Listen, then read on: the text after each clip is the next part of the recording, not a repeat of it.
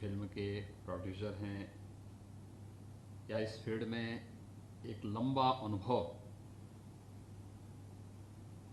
आप सबका है। एक बहुत शॉर्ट नोटिस पर आप सब यहाँ पर उत्तर प्रदेश में आए हैं। मैं अपनी पूरी टीम की ओर से आप सबका हृदय से अभिनंदन करता हूँ।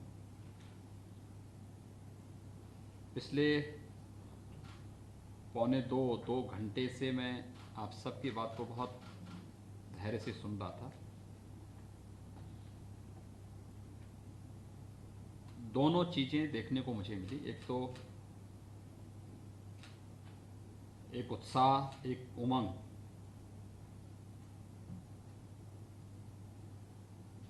आप सबके अंदर भी देखने को मिली है और देश के हमारे जो अन्य इस फील्ड के दिग्गज हैं उन सब के अंदर भी देखने को मिला है। ये मेरे लिए बहुत अंतःकरण से प्रफुल्लित करने वाला क्षण है कि शासन की किसी घोषणा को उस फील्ड से जुड़े हुए लोग अंतःकरण से स्वीकार करें। दूसरा एक पीड़ा इस बात की कि वास्तव में हम जिस समाज में, जिस संस्कृति में और जिस देश में निवास करते हैं उसके बारे में अपना कितना योगदान दे पा रहे हैं और उसको अपने अंतःकरण से स्वीकार करते हुए भी कि वास्तव में हम अपने लिए तो कर पा रहे हैं लेकिन कहीं ना कहीं कोई चूक जरूर हो रही है कुछ कारणों से, कि जो अपेक्षा इस इंडस्ट्री से है वह कहीं ना कहीं हम लोग मिस कर रहे हैं। एक अवसर हमें मिलेगा कि हम लोग फिर से इस चीज को आगे बढ़ाएंगे।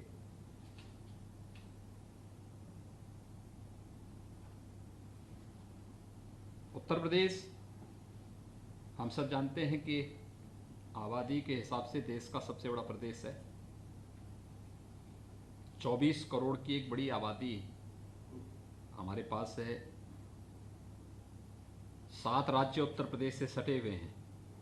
बिहार है, झारखंड है, छत्तीसगढ़ है, मध्य प्रदेश है, राजस्थान है, हरियाणा है, फिर दिल्ली है और एक देश नेपाल भी उत्तर प्रदेश के साथ एक बड़ी सीमा उत्तर प्रदेश से उसकी जुड़ती है।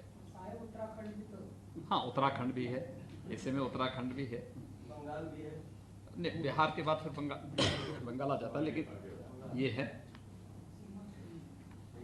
ये 7 राज्यों के साथ साथ एक देश के साथ हमारी सीमा जुड़ती है।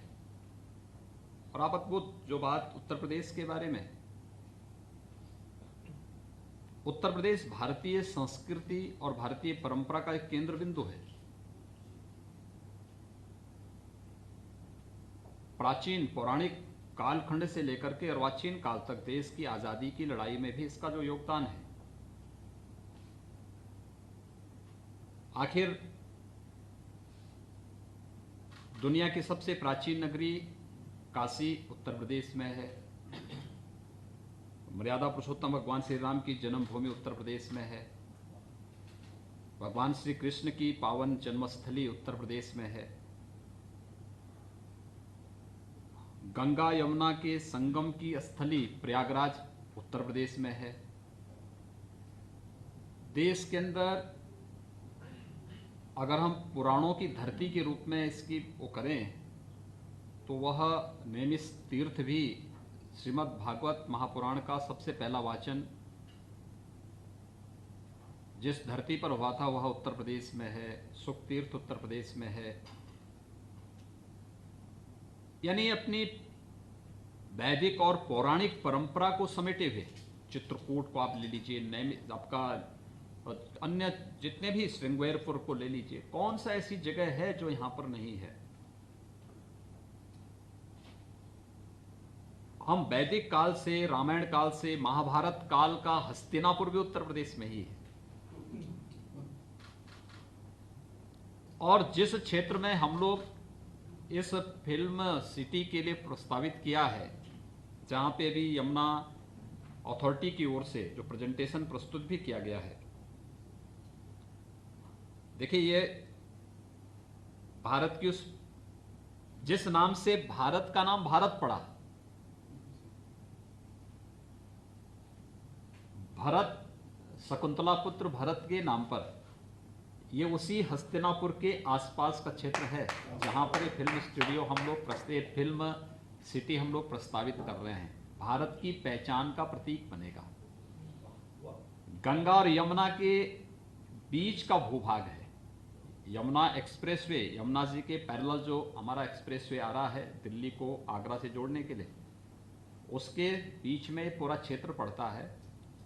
और इस पूरे क्षेत्र ने आपने देखा होगा कितना बड़ा योगदान दिया है देश की, यानी मध्य के उस कालखंड में जब इस देश पे हमले हो रहे थे तब भी यह क्षेत्र जूझता रहा, लड़ता रहा, कार्य करता रहा, और देश की आज़ादी में भी इस क्षेत्र की भूमिका उसको कोई नकार नहीं सकता है।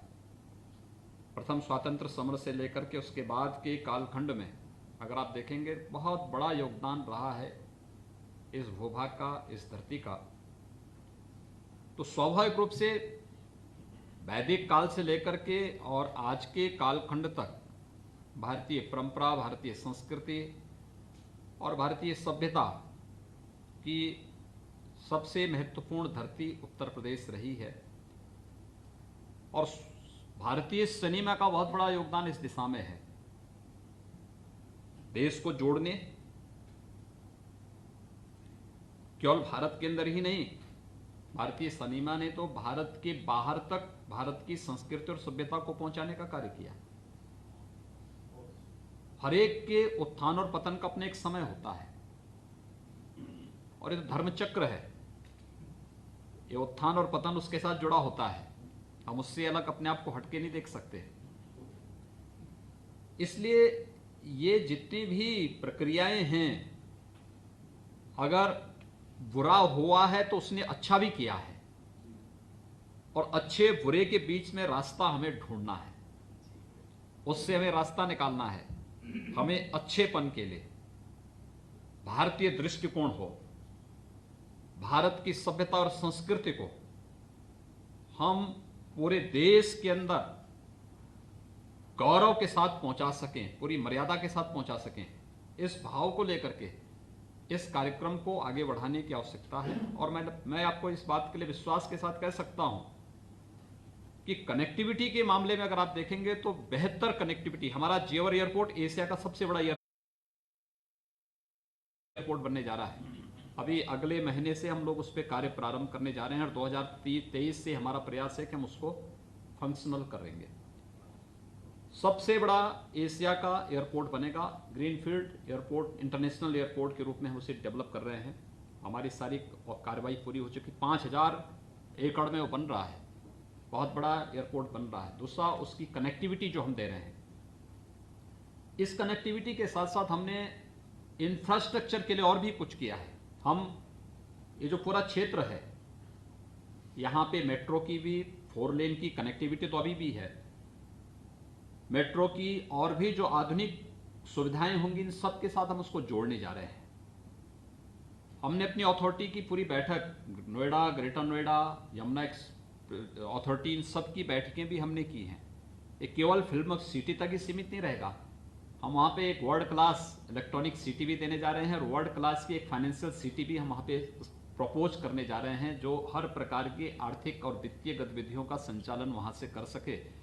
इस दिशा से भी ये सारी एक्टिविटीज़ हमारी वहाँ पे प्रारंभ होने जा रही हैं, और इसको लेकर के बहुत तीव्र गति से हम लोग अपने कार्यक्रम को आगे बढ़ा रहे हैं। अब आश्चर्य करेंगे, 2017 के पहले उत्तर प्रदेश में हमारे केवल 2 एयरपोर्ट फंक्शनल थे, और एक में कभी कभार कोई फ्लाइट आ पाती थी। आज हमारे यहाँ 7 एयरपोर्ट फंक्शनल हैं, 25 पे कार्य चल रहा है। हर एक कोने को हम टच कर रहे हैं। आजमगढ़ को भी हम वायु सेवा के साथ जोड़ रहे हैं। चित्रकूट में हमारा एयरपोर्ट बन रहा है, अयोध्या में हमारा एक बड़ा एयरपोर्ट बन रहा है। इसके साथ ही कुशीनगर में इंटरनेशनल एयरपोर्ट हमारा अगले 1-1.5-2 महीने में हम उसको फंक्शनल कर देंगे। बुद्ध हम दे रहे हैं दुनिया को, महावीर हम दे रहे हैं दुनिया को, कबीर हम दे रहे हैं दुनिया को। कौन सी ऐसा कालखंड रहा है जब हमने नहीं दिया हो? और गंगा जैसी पवित्र नदी और यमुना जैसी पवित्र नदी भी दुनिया को उत्तर प्रदेश दे रहा है, उत्तर प्रदेश की देन है। कुंभ के आयोजन को आप देखेंगे, यूनेस्को ने अमूर्त सांस्कृतिक, मानवता की मूर्त सांस्कृतिक धरोहर के रूप में उसको मान्यता दी। देखिए ना, लोगों की भावनाएं किस प्रकार से परवान चढ़ती हैं। सरकारें उसको एक औपचारिकता बना देती थी। 2013 में कुंभ, महाकुंभ का आयोजन था, पूर्ण कुंभ था। घटनाएं, दुर्घटनाएं, दुर्व्यवस्था, गंदगी, ये सब के पर्याय कुंभ जैसे आयोजन बन गए थे। कुंभ के बारे में हम लोग क्या मानते थे? कुंभ ये मानते थे कि कुंभ में सभी देवी देवता संगम तट पर आकर के स्नान करते हैं। सरकार की कोई व्यवस्था हो ना हो, लेकिन गांव का एक सामान्य गरीब से गरीब व्यक्ति से लेकर के एक हर जिसके पास साधन थे अपने साधन से, शेष व्यक्ति अपने स्वयं के साधन से, कोई पैदल आ रहा है, कोई ट्रैक्टर से आ रहा है, कोई ट्रेन की छत पे चढ़ करके आ रहा है, कोई ट्रक में बैठ करके आ रहा है, लेकिन संगम में जाकर के स्नान करता था। सुविधा नहीं होती थी। कुंभ के बारे में जब चर्चा की बात आई तो मैं प्रधानमंत्री जी के पास गया। आदरणीय प्रधानमंत्री जी ने कहा कि देखिए, कुंभ को दुनिया के एक यूनिक इवेंट के रूप में प्रस्तुत किया जाना चाहिए। अब तक छवि क्या है? कुंभ का मतलब अव्यवस्था, कुंभ का मतलब गंदगी, कुंभ का मतलब दुर्व्यवस्था, कुंभ का मतलब असुरक्षा। इस छवि को कैसे हम हटाएंगे, इसके बारे में कुछ अध्ययन करके इस पर कार्य योजना तैयार होनी चाहिए। हम लोगों ने कार्य प्रारंभ किया। यद्यपि 2019 में कुंभ जो था वह पूर्ण कुंभ नहीं था, अर्ध कुंभ था, लेकिन हमने नाम बदला। हमने कहा नाम कुंभ होगा, अधूरा हमारे यहां कुछ नहीं होता है। हम आधे में नहीं, पूर्ण में विश्वास करते हैं, और इसलिए कुंभ नाम होगा। कुछ लोगों ने आपत्ति की तो मैंने उनको आमंत्रित किया। मैंने कहा मुझसे बातचीत करो, मैं इसका जवाब दूंगा। और फिर मैंने कहा कि देखिए, हमारे यहां पूर्णता से ही शुरू होती है और पूर्णता में ही समाप्त होता है।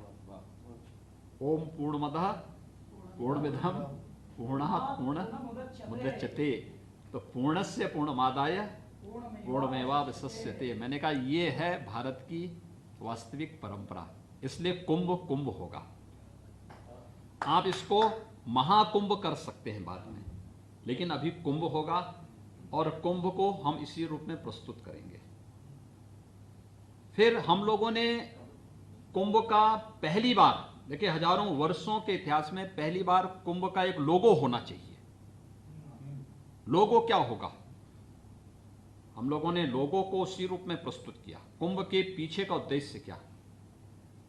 हमने प्रसून जोशी जी को भी बुलाया था, हमने उनको थॉट दिया। हमने कभी कुंभ का मतलब प्रयागराज में हो रहा है तो गंगा और यमुना का संगम हो, अमृत कलश वहां पे उतरता हुआ दिखाई दे रहा हो। हम उसको किस रूप में प्रस्तुत करते हैं, इस रूप में इसको हमें आगे बढ़ाना चाहिए। और फिर हम उसको प्रचार के एक माध्यम के रूप में लें। हमें स्वच्छ कुंभ देना है, हमें सुरक्षित कुंभ देना है, लेकिन हमें टेक्नोलॉजी को अपनाने में परहेज नहीं करना है। हम अपने पीछे पिछड़ेपन का थप्पा नहीं लगाना चाहते। हम भारतीय हैं, इस पर हमें गौरव की अनुभूति होनी चाहिए, लेकिन हम टेक्नोलॉजी को अपना करके उसको बेहतर करेंगे। आप आश्चर्य करेंगे, लोग मुझसे कहते थे कुंभ में इतनी बड़ी तैयारी आप कर रहे हैं, इलेक्शन के ठीक पहले ही आयोजन हो रहा है, और कोई घटना हो गई तो क्या होगा? मैंने कहा आप ये सोचते क्यों घटना होगी?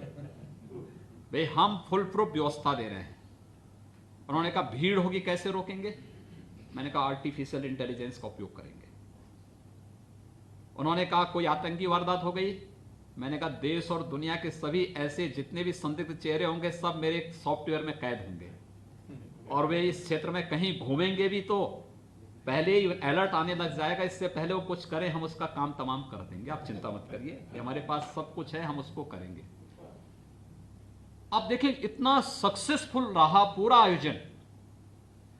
महाकुंभ के अवसर पर 2013 में 12 करोड़ श्रद्धालु आए थे, और जो अर्ध कुंभ जिसको कहते थे, जिसको हमने कुंभ कहा, उसमें 24 करोड़ से ज्यादा श्रद्धालु आए थे। कहीं गंदगी नहीं, कहीं अव्यवस्था नहीं, कहीं असुरक्षा नहीं, कहीं कोई दुर्व्यवस्था नहीं।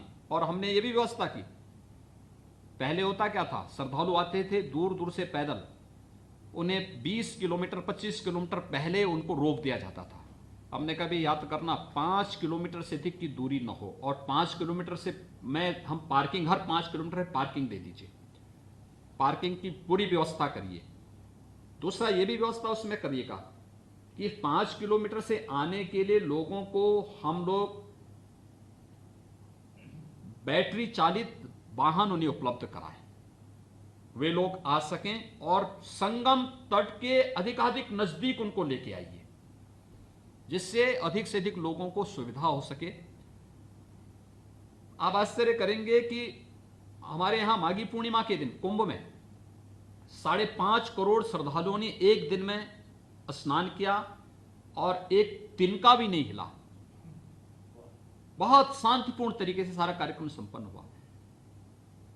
अपने चीजों को किस रूप में हमारा प्रस्तुतिकरण क्या होता है, ये निर्भर करता है। और मुझे लगता है कि भारतीय सिनेमा को भी हमें आज उस दिशा में ले जाने की आवश्यकता है। और उस पर बहुत सा, जैसे बहुत सारे लोगों की पीड़ा इस बात को बताती है कि आप लोग चाहते हैं, जैसे कभी कैलाश जी ने भी कहा कि पहली फिल्म बनी थी सत्यवादी हरिश्चंद्र पे बनी थी, यानी हमारा उस समय फोकस क्या था कि हमें यानी गांधी जी का पूरा जीवन बदला कैसे, उनके नाटक को देख करके, उस समय की उन फिल्मों को देख करके, उन चित्रों को देख करके कैसे व्यक्ति में व्यापक परिवर्तन लाया जा सकता है, उसका आधार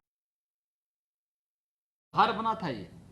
आपने देखा होगा जब रामानंद सागर जी ने रामायण सीरियल को प्रस्तुत किया था, मुझे लगता है आज भी हमने लॉकडाउन के दौरान देखा कि कितना व्यापकता उसमें देखने को मिली थी, किस रूप में लोगों ने उस चीज को स्वीकार किया। डिमांड होती थी कि इस एपिसोड को एक बार फिर से दिखाइए, फिर से दिखाइए, फिर से दिखाइए। हम किस रूप में प्रस्तुत करने का प्रयास कर रहे हैं, कैसे हम प्रस्तुत करना चाहते हैं अपनी चीजों को, ये इस पर निर्भर करेगा। और मुझे लगता है कि पीढ़ियां याद करेंगी जो आप अच्छी चीज देते हैं। भाई आज जब चाणक्य एक सीरियल आता है, लोग किस रूप में उसको देखते हैं, लोगों को अपनी परंपरा और अपनी संस्कृति का एहसास होता है कि वाह ये हैं हम, ये कर सकते हैं हम, अन्यथा किसी को पता ही नहीं। आखिर इन चीजों के बारे में देगा कौन? और मुझे लगता है सही परिप्रेक्ष्य में उसको हम रख सकेंगे तो उस दिशा में बेहतर प्रयास करना चाहिए। और हमारे यहाँ जो है, देखिए मैंने पहले भी यहाँ पे कहा, जो अभी यहाँ पर मेरे सामने जो बात अभी ओम जी ने जो बात कही कि वो आदि पुरुष के नाम पर एक फिल्म बनाना चाहते हैं, मैं स्वागत करूंगा। और मैं तो चाहूंगा कि पूरा रामायण सर्किट पे कार्य चल रहा है, रामायण सर्किट पे जो कार्य वर्तमान में चल रहा है, देखिए कितनी अद्भुत परंपरा है। और इस पे तो हमें गौरव की अनुभूति करनी चाहिए कि देखिए अभी अयोध्या विवाद का पटाक्षेप हुआ है, कितने शांतिपूर्ण तरीके से एक लोकतांत्रिक देश में लोकतांत्रिक मूल्यों आदर्शों की स्थापना करते हुए, जहां पे हर व्यक्ति को अपनी बात को बोलने की पूरी स्वतंत्रता है, और तब 492 वर्ष के विवाद को, जिसमें लाखों लोग जहां पर बलिदान हुए हों, और एक फैसले ने सभी लोगों को एक नया वो दे दिया हो, आपने देखा होगा ये भारत है। यानी हम लोग किस रूप में राम के उस महत्व को प्रस्तुत कर सकते हैं कि जिस दिन राम जन्मभूमि का फैसला आना था, लोगों को लगता था कुछ होगा। मैंने कहा यार देखो कुछ नहीं होने वाला है, कुछ नहीं होगा, बहुत शांतिपूर्ण तरीके से सारी चीजें होंगी। और मैं आपको बताऊं, आजादी के बाद का हमारा सबसे शांतिपूर्ण दिन था जब 9 नवंबर 2019 को राम जन्मभूमि का फैसला आया था, सबसे शांतिपूर्ण दिन था। यानी एक तिनका भी नहीं हिला कहीं प्रदेश में। होता है अक्सर कोई तू मैं होता है, लोगों में मारपीट होती है, कहीं छिनेटी होती है, कहीं पे कोई अन्य चीजें हो जाती हैं। 9 नवंबर 2019 की तिथि ऐसी थी जिस दिन एक तिनका भी कहीं नहीं हिला। सब ने स्वीकार किया, हर पक्ष ने इसको बहुत अच्छे ढंग से स्वीकार किया। और मैं चाहूंगा कि ये चीजें इसी रूप में आगे बढ़ा करके बहुत अच्छे कार्य हो सकते हैं। दूसरा, ये फिल्म सिटी का जो प्रस्तावित स्थल है, मुझे लगता है जब हम एक संस्कृति और एक रंगकर्मी की बात करते हैं तो मुझे लगता है कि सबसे पहले उनके आराध्य के रूप में कृष्ण सामने आते हैं। ये मथुरा के नजदीक पड़ता है, एकदम सटा हुआ है पूरा क्षेत्र, एक साथ वो आपस में जुड़ा हुआ है। तो ये पूरा क्षेत्र भारत की पौराणिक, भारत की आध्यात्मिक, भारत की वैदिक और उन सभी परंपराओं को हमारे साथ जोड़ने का कार्य करता है। हम लोगों ने प्रदेश में अपनी फिल्म की पॉलिसी भी बनाई है, 2018 में हम लोग बना चुके हैं।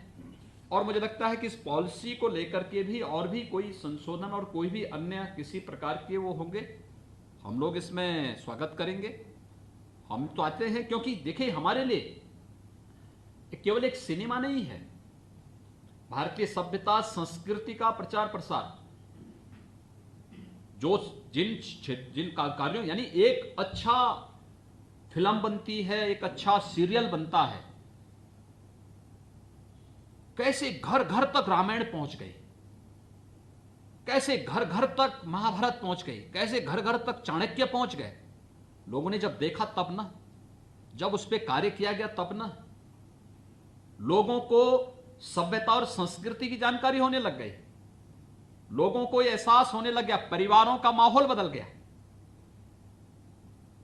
मैं आपको बताऊं कि मैं अपने एक वरिष्ठ विचारक के वो करता हूं, उन्होंने बताया कि साहब जब ये रामायण सीरियल चल रहा था तो मुझे लगता था कि इस थ्रिलर सीरियल को जब भी हर रविवार को आता था तो मेरी भी इच्छा होती थी कि देखो, लेकिन मैं एक यात्रा में था। यात्रा में होने के नाते जब मैं रविवार के दिन ट्रेन से उतर करके कार्यकर्ता के यहां जा रहा था, टेलीविजन उस समय बहुत कम थे, तो रास्ते में जा रहे थे, तब तक रामायण का समय हो गया। तो मैंने कहा यार कहीं देखो कोई घर है जहां रामायण देखी जा सके। तो वो उतरे एक परिवार में, और परिवार में उतरे लोग, रामायण आ रही थी, रामायण को देख रहे थे, तो उन्होंने देखा कि वो भी जाके एक कोने में बैठ गए। लेकिन जब रामायण आई, रामायण का पूरा संपन्न हुआ, तो उस अपरिचित व्यक्ति ने देखा कि ये कोई बाहर का, उस जिस परिवार में देख रहे हो उन्होंने देखा ये कोई बाहर का व्यक्ति। उन्होंने पूछा आप कौन है? तो उन्होंने कहा साहब मैं तो राष्ट्रीय स्वयंसेवक संघ का एक पदाधिकारी हूं। और वो घर था एक मुस्लिम का। एक मुस्लिम के घर में रामायण दिखाई जा रही है और देखने वालों में राष्ट्रीय स्वयंसेवक संघ का शीर्ष पदाधिकारी भी बैठा है। तो चाय लेके आया, उन्होंने कहा आप चाय लीजिए। उन्होंने कहा चाय ले लेंगे। कहा हमारे घर में पीने में कोई आपको कोई दिक्कत तो नहीं? अरे कोई दिक्कत नहीं, आपको जब रामायण देखने में कोई दिक्कत थी तो हमें चाय पीने में कौन दिक्कत है? लेकिन उन्होंने कहा, एक बात उन्होंने पूछी, उन्होंने कहा मुझे एक बात बताओ, क्या आप मुस्लिम हैं? अयोध्या में राम मंदिर का आंदोलन चल रहा है, लेकिन राम की इस गाथा को रामायण के माध्यम से आपके घर में टेलीविजन के माध्यम से दिखाया जा रहा है, क्या कारण है? उन्होंने कहा साहब क्या बात कर रहे हैं आप? रामायण, जब से हमारे घर में रामायण का इस सीरियल हम दिखा रहे हैं तब से हमारे घर का पूरा परिदृश्य बदल गया है। जो विवाद थे, भाई भाई का विवाद था, परिवार में पति पत्नी का विवाद होता था, जो आपसी एक द्वंद्व हमेशा रहता था, वो तब से पूरा समाप्त हो गया है। क्योंकि उन रिश्तों को, उन परंपराओं, क्योंकि आखिर हमारी उपासना विधि कुछ भी होगी, लेकिन हमारा जीन्स तो वही है जो चला आ रहा है लाखों वर्षों से, हजारों वर्षों से। वह कोई क्षेत्र हो, कोई जाति हो, कोई मत हो, कोई मजहब हो, कोई संप्रदाय हो, यह तो एक उपासना विधि है। एक सामान्य व्यवस्था को संचालन करने के लिए बनाई गई एक व्यवस्था है। लेकिन जीन्स तो हमारा वही है। जब राम की बात होगी, कृष्ण की बात होगी, शंकर की बात होगी, भारत की किसी भी आध्यात्मिक परंपरा की बात होगी, तो हम उसके साथ जुड़ते हुए दिखाई देंगे। और यह हर एक भारतीयता को यह प्रभावित करता है और वो चीजें हम लोग हर स्तर पर देखते हैं। मैं चाहूंगा कि इस कार्यक्रम को बहुत अच्छे ढंग से, आज एक तो आप सभी यहां पर आए और एक बड़ी मात्रा में हमारे साथ जूम पर भी जुड़े हैं, काफी लोग जुड़े हैं। यहां पर जो हमारे साथ में जुड़े हैं, शैलेश सिंह जी, श्री विजेंद्र प्रसाद जी, श्री अशोक पंडित जी, श्री कैलाश खैर जी, श्री मनोज जोशी जी, श्री नितिन देसाई जी, श्री विनोद बच्चन जी, श्री अनूप जलोटा जी, श्री उदित नारायण जी, श्री पद्म कुमार जी, श्री संदीप सिंह जी। इसके अलावा हमारे साथ में जिन लोगों ने जूम के साथ भी यहाँ पर जुड़े हैं, खास तौर पर परेश रावल जी जुड़े, सतीश कौशिक जी जुड़े हैं, श्रीमती सौंदर्या रजनीकांत जी जुड़ी हैं, विवेक अग्निहोत्री जी, अनुपम खेर जी, नीरज पांडे जी, डेविड धवन जी, सुभाष घई जी, सिरक पटेल जी, भूषण कुमार जी, चंद्र प्रकाश द्विवेदी जी, राज सांडियन जी, विशाल चतुर्वेदी जी, प्रियदर्शन जी, महावीर प्रसाद जी, महावीर जैन जी, न्यू जर्सी से श्रीमती अनामिका श्रीवास्तव जी, मुराद अली जी, ओम रावत जी, मनोज जी, दीपक दलवी जी, ये सभी लोग जुड़े हैं और रवि किशन जी भी इसके साथ जुड़े हैं। मैं एक तो आप सभी को अपना समय निकालने के लिए हृदय से मैं धन्यवाद देता हूं। उत्तर प्रदेश सरकार की तरफ से आभार भी व्यक्त करता हूं, क्योंकि आप सब हमारी धरोहर है, संस्कृति और भारतीय परंपरा को एक मंच देकर के आने वाली पीढ़ी तक पहुंचा रहे हैं। सामान्य व्यक्ति ग्रंथ नहीं देख सकता है, सामान्य व्यक्ति इतिहास के पन्नों को पलट नहीं सकता है। वो ठीक है, उसको कोई एग्जाम पास करनी हो तब तो देखता है, नहीं देखता। लेकिन एक सिनेमा के माध्यम से आप उसको हमेशा के लिए उसके मानस पे इस बात को रख देते हैं, उसको हमेशा के लिए उसके साथ जोड़ देते हैं। तो ये एक बहुत बड़ा कार्य इस पर आपने ये किया है, इसके माध्यम से आप कर रहे हैं। और आज यहाँ पे आपने जो उत्साह दिखाया है, इसमें एक तो मुझे लगता है उत्तर प्रदेश में बहुत पोटेंशियल है। देखिए, हिंदी तो यहाँ की एक सामान्य बोलचाल की भाषा है, लेकिन 4 बोलियाँ यहाँ पे है। पूरब में आप जाएंगे भोजपुरी, मध्य में आप आएंगे अवधी, पश्चिम में आप जाएंगे ब्रज है, इधर आप जाएंगे बुंदेलखंडी है। तो ये 4 तो हमारी बोलियां यहीं पे हैं, उत्तर प्रदेश में ही हैं, और बहुत पोटेंशियल है इसमें, बहुत वो है। राजस्थानी हमसे जुड़ी हुई है, हरियाणवी हमसे जुड़ी हुई है।